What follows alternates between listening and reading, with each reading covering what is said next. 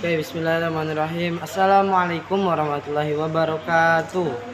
Alhamdulillahirabbil alamin. Wassalatu wassalamu ala asrafil anbiya'i wal mursalin wa ala alihi washabihi ajmain, amma ba'du. Pertama-tama yang terhormat kepada Abi Hanif dan Umi Ida selaku pengasuh pondok Supercamp Al-Qur'an Al-Raibah Hanifida. Yang kedua yang terhormat kepada guru-guru MTS MA Al-Qur'an Al-Raibah Hanifida. Dan yang ketiga yang terhormat kepada kedua orang tua saya dan tidak lupa pula kepada teman-teman saya yang saya banggakan. Nah, jadi di sini saya akan mempresentasikan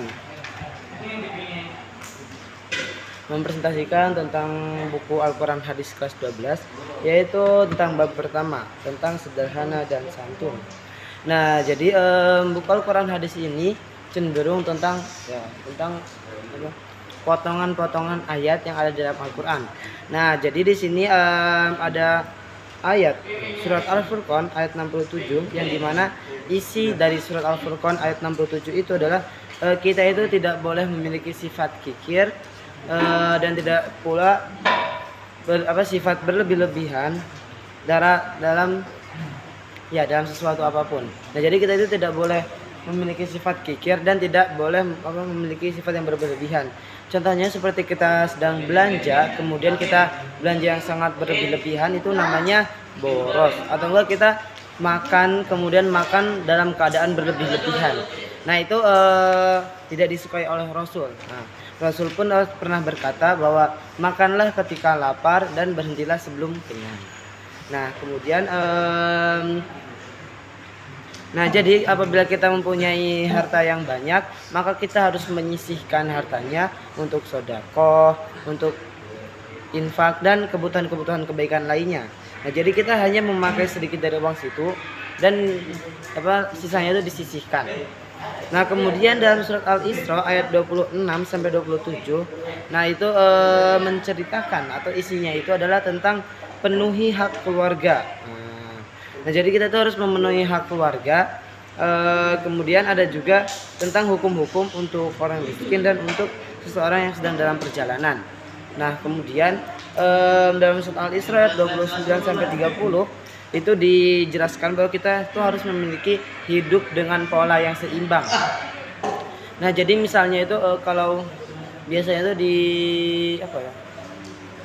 di GG itu kita menggunakan pola 8-8-8 ya. Jadi 8 jam untuk istirahat, 8 jam untuk belajar, dan 8 jam untuk beribadah. 8 jam beribadah.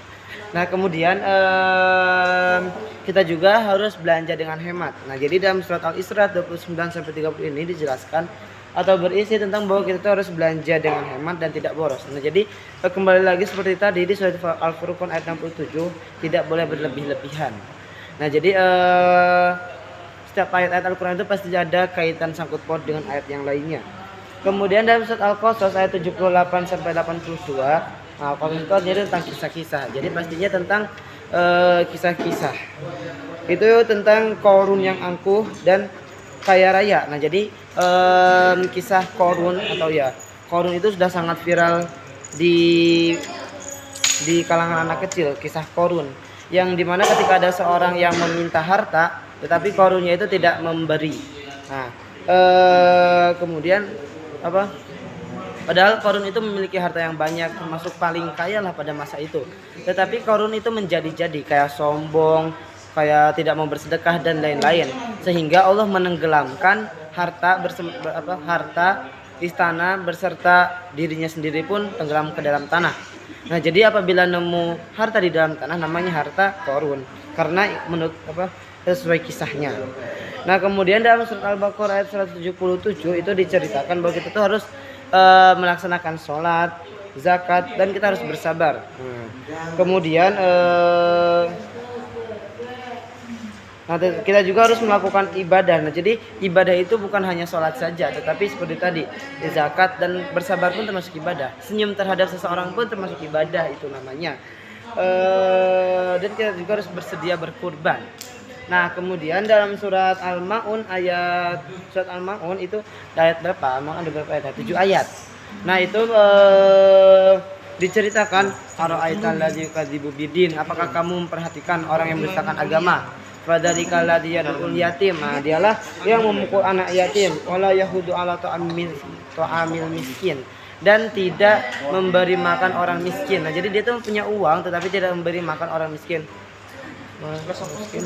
Fawailul lil musallin. Nah, dijelaskan bahwa maka dan barang siapa orang yang lalai dalam sholatnya, alladzina atamu min ju'i wa amanu min khauf. Pokoknya seperti itu.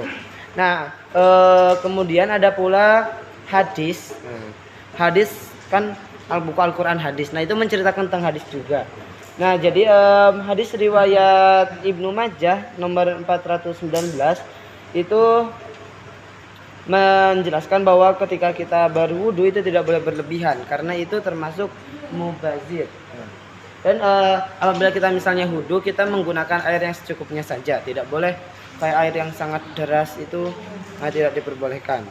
Nah, kemudian dalam hadis riwayat Bukhari juga dijelaskan bahwa memberi itu lebih baik daripada menerima, atau di sini itu adalah tangan di atas lebih baik daripada tangan di bawah.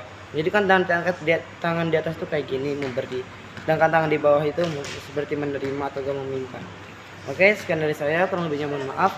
Wabillahi taufiq wal hidayah. Wassalamualaikum warahmatullahi wabarakatuh.